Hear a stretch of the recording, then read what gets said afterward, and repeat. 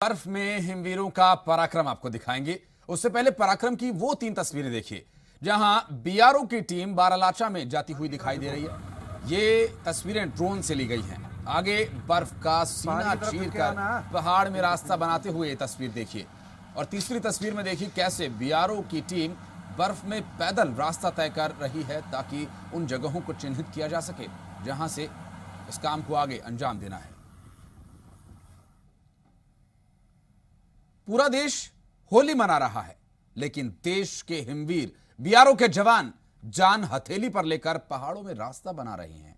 हम आपको पर्वत के पराक्रमियों की ऐसी कहानी दिखाने जा रहे हैं जिसे देखकर आपको नाज होगा। आज हम आपको बर्फों की दुनिया में ले चलते हैं। ग्राउंड जीरो से दिखाते हैं कि कैसी भयानक मौसम में विपरीत परिस्थितियों में कड़ी चुनौतियों के बीच लड़कर भारत माता के सपूतों ने पहाड़ पर विजय हासिल की। जी मीडिया के साथ चलिए मनाली से लेह तक के सफर पर।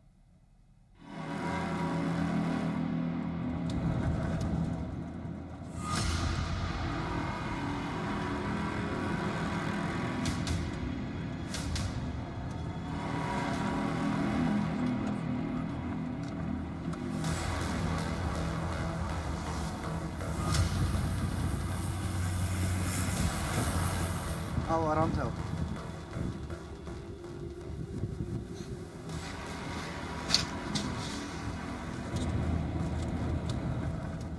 बर्फों की दुनिया की एक कहानी जहां जंग बर्फों के पहाड़ से है,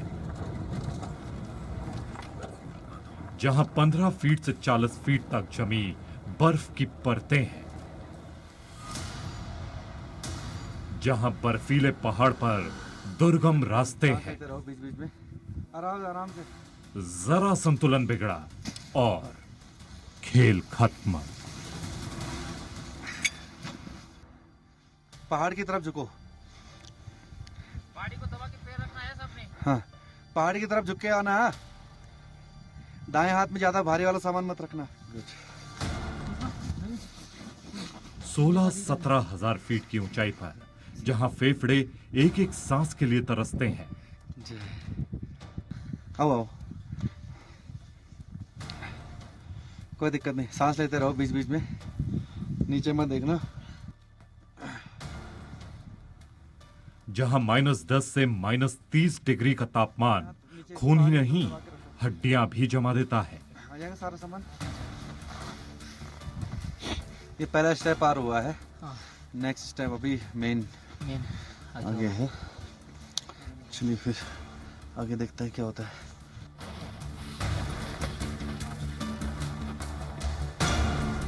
ये हिम पर्वत को चीरकर हिंद पुत्रों ने बना डाला है पराक्रम पर।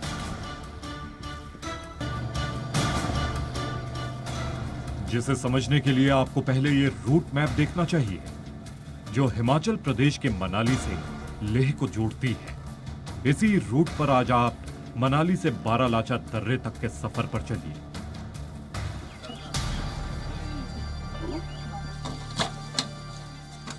हमारे सफर की शुरुआत मनाली से होती है। बॉर्डर रोड ऑर्गेनाइजेशन के जवान और अफसर उस रास्ते का उद्घाटन करने जा रहे हैं जिसे तय वक्त से 2 महीने पहले ही तैयार कर लिया गया है। अटल टनल पार करते ही बर्फ के पहाड़ दिखने लगते हैं।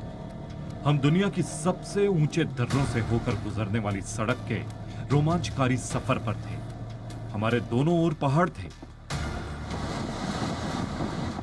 कुछ 1 किलोमीटर चलने के बाद छोटी छोटी बिल्डिंग्स और होटल दिखाई पड़ते हैं,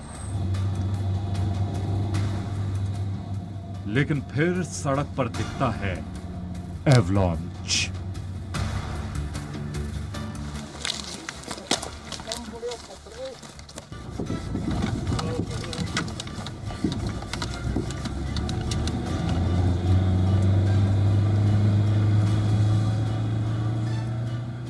दुनिया के सबसे ऊंचे पहाड़ों पर से गुजरने वाली मनाली लेह नेशनल हाईवे पर स्नो क्लियरेंस के अंजाम को पूरा करना काफी चुनौती भरा रहता है। आज जी मीडिया की टीम मनाली से सरचू की ओर निकली है और इस बीच क्या कुछ ऐसे चैलेंजेस बॉर्डर रोड ऑर्गेनाइजेशन को इस स्नो क्लियरेंस के दौरान जो है वो मिलते हैं, वो हमारी इस विशेष रिपोर्ट में आपको दिखाएंगे।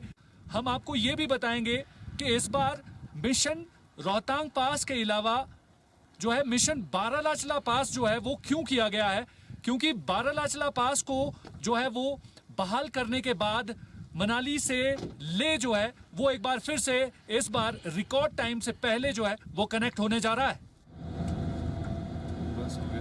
बर्फीली पहाड़ियों के बीच हमारा काफिला तेजी से बढ़ता जा रहा था। बीआरओ ने ये सड़कें इतनी शानदार बनाई हैं कि हम कभी बर्फ के मैदान के बीच से गुजर रहे थे, कभी बर्फ की गलियों के बीच से गुजर रहे थे।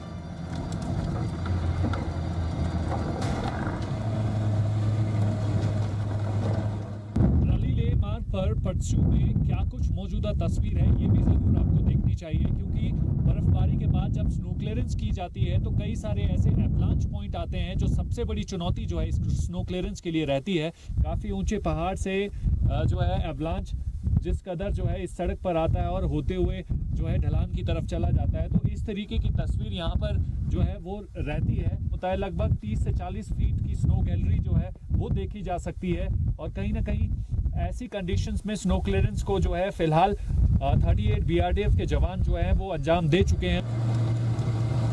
ऐसे ही मुश्किल रास्तों से गुजरते हुए हम करीब 150 किलोमीटर से अधिक का रास्ता पार कर चुके थे। अब हम जहां पहुंचे वो इलाका दीपक ताल के नाम से जाना जाता है। ये जो सामने बर्फ से ढका हुआ इलाका देख रहे हैं, ये एक छोटी झील है जिसका नाम दीपक ताल है। तो दीपक ताल जो है वो अब भी पूरी तरीके से जो है वो जमी हुई है। हालांकि जैसे जैसे आगे जो है समय बीतेगा और अप्रैल महीने के बाद जो है तापमान में यहाँ पर बढ़ोतरी होगी, तो ये झील जो है वो जो इसका आकार भी बढ़ जाएगा। और फिलहाल यहाँ पर ठंड किस कदर है वो देखी जा सकती है। इस वक्त टेम्परेचर जो है वो 0 से नीचे है, तो यानी कहीं ना कहीं इस खूबसूरत सा जो ये दिखने वाला इलाका है, यहाँ पर जो किस तरीके की चुनौती और कितनी ठंड यहाँ पर रहती है, और ऐसे कंडीशंस को पार करके, ऐसी कंडीशंस और चुनौतियों को पार करके जो है 38 बीआरटीएफ के जवान जो है वो इस मार्ग बहाली में जुटे रहते हैं। हमारा काफिला आगे बढ़ता जा रहा था। आसमान से देखने पर लगता था बर्फ की सफेद दुनिया में हम रास्तों की भूल भुलैया में घूम रहे हैं। हम जैसे जैसे बारालाचा दर्रे की ओर बढ़ रहे थे, मौसम खराब होता जा रहा था। कई घंटों का सफर तय करने के बाद अब हमारी टीम बारालाचला पास पर पहुंच चुकी है, और यहाँ की ऊंचाई जो है वो 16,000 फीट की ऊंचाई को पार कर जाती है। ऐसे में मिशन बारालाचला पास पर जो है किस तरीके की कंडीशंस रहती है वो मैं आपको एक्सक्लूसिव तस्वीरों में दिखाना चाहूंगा। कैमरा पर्सन से कहूंगा कि वो पैन करके दिखाए कि यहाँ पर मौजूदा तस्वीर देखकर बयां किया जा सकता है कि क्या कंडीशंस यहाँ पर रहती है। हालांकि दिन के समय जब शुरुआत हुई थी सुबह में तो यहाँ पर मौसम साफ था, लेकिन जैसे जैसे दिन आगे बढ़ता जा रहा है लगातार जो है मौसम खराब यहाँ पर होता है, और इस वक्त बर्फबारी का दौर जारी है। कहीं ना कहीं यहाँ पर जो है वो तापमान की अगर मैं बात करूं तो 0 से 20 से 30 डिग्री सेल्सियस तक यहाँ पर टेम्परेचर चला जाता है, और ऐसी कंडीशंस में बॉर्डर रोड ऑर्गेनाइजेशन के जो जवान हैं वो यहाँ पर डटे रहते हैं।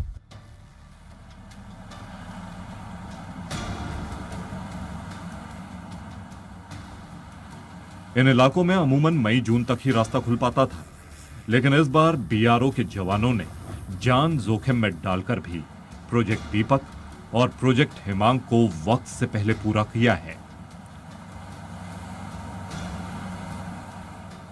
वो हमने इसलिए बारालाचला को अहमियत दी क्योंकि रोहतांग टनल बनने की वजह से रोहतांग दर्रा की इतनी इंपॉर्टेंस नहीं रही, और हमारा मकसद था कि लेक को जल्दी से जल्दी जोड़ा जाए।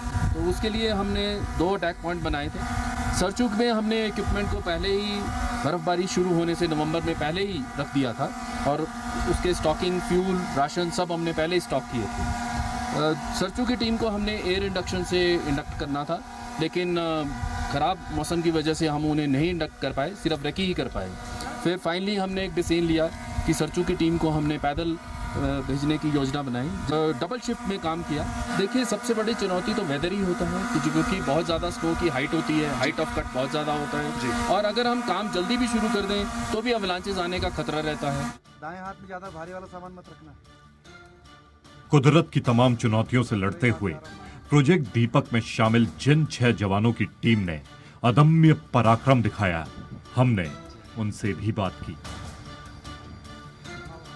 हम लोग 14 दिन पहले यहाँ से मार्च करना स्टार्ट किए और हम लोगों को यहाँ पर रोड जल्द से जल्द खोलना था। हम लोग 2 जगह से यहाँ पे अटैक करना चाहते थे, तो इस बार हमारा हेली इंडक्ट नहीं हो पाया क्योंकि वेदर बहुत ख़राब था। इसलिए हम लोगों ने डिसाइड किया कि हम लोग पैदल ही यहाँ से मार्च करेंगे। तो जब हमने 11 मार्च को फर्स्ट स्टार्ट किया तो उस टाइम हम सफल नहीं हो पाया पहला, फिर सेकंड टाइम पे भी किया, उस टाइम पे भी नहीं हुआ, मगर थर्ड टाइम पे हम लोगों ने इसको सही से सक्सेसफुल इंडक्ट कर लिया।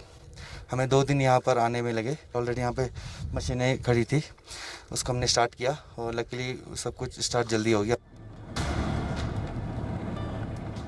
12 घंटे के सफर के बाद अब हम सरचू सीमा पर पहुंच चुके थे। अब हम हिमाचल की सीमा को छोड़कर यूटी लद्दाख में पहुंच चुके थे। सरचू में ब्रिगेडियर अपने जवानों से मिले।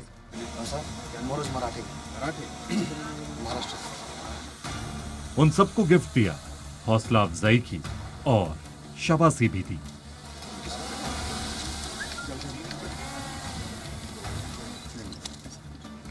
जवान कामयाबी में खुश होकर नारे लगा रहे थे। बॉर्डर रोड की जय, बॉर्डर रोड की जय, बॉर्डर रोड की जय, भारत माता की जय, भारत माता की जय। मौके पर लद्दाख के लेह एग्जीक्यूटिव काउंसलर और ब्रिगेडियर ने नारियल तोड़कर और फीता काटकर उद्घाटन किया और फिर रसद, पानी और जरूरी सामानों वाले ट्रक का पहला कॉन्वॉय रवाना किया गया।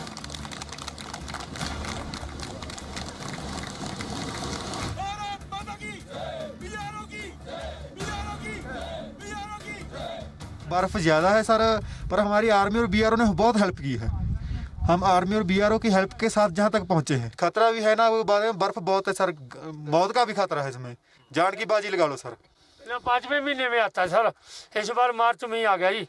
5वें महीने में लास्ट को बढ़ते हैं हम इधर को। फिलहाल ये सड़क सेना के इस्तेमाल के लिए तो खुल ही चुकी है। आम लोगों और पर्यटकों के इस्तेमाल के लिए भी ये सड़क खोली जा चुकी है। लेकिन बीआरओ की सलाह है कि मैदानी इलाकों से आने वाले पर्यटक पहाड़ी रास्तों के खतरे और चुनौतियों का ख्याल रखें और सावधानी जरूर बरतें। कैमरा पर्सन रवि के साथ संदीप सिंह, जी मीडिया, बारालाचा, हिमाचल प्रदेश।